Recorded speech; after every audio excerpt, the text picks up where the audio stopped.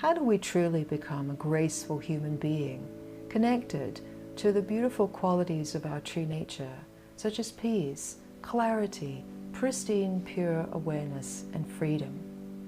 Well, all the wisdom traditions agree that we must find a way of somehow breaking down that hard chunk of ice that is our ego fixation to return to the fluid and free and clear state of our divine origin.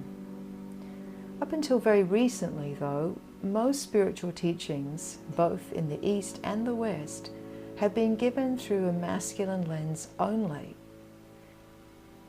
This glaring imbalance has sometimes lent itself to a macho approach to awakening, trying to hack away at those limited, dense, patterned parts of ourselves, just like we might take an axe to the ice. While that might indeed break it down, at the same time it's a lot of work and can often lend itself to aggressing upon our humanity in the name of our awakening.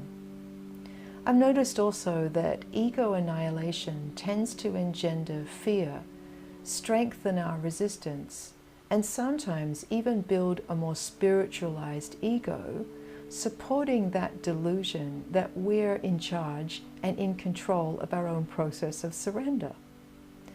While dedication, rigor, commitment, deep truth-telling are absolutely required, so is kindness, mercy, compassion, and most of all, love. This love, of course, isn't just the domain of the feminine, but it's a love that understands that at the depth of things, there's really nothing but the divine. All things and all beings, all parts of you and I are made of the divine fabric. And so that means that our emotions, our bodies, the things we trip up upon, even those mistakes and distortions are all happening out of divine fabric, even though we might be ignorant of that fact.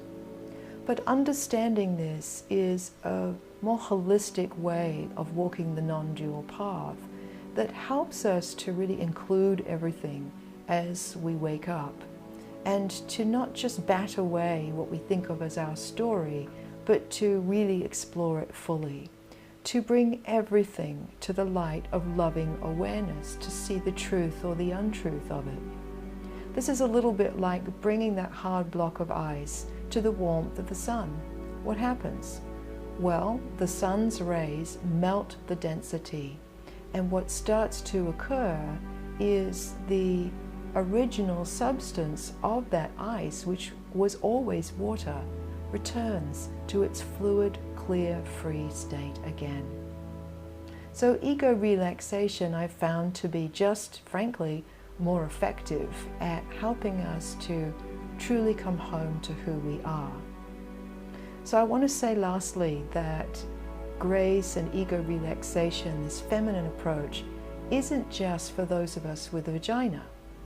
The way of grace, the practice of ego relaxation, is for humanity.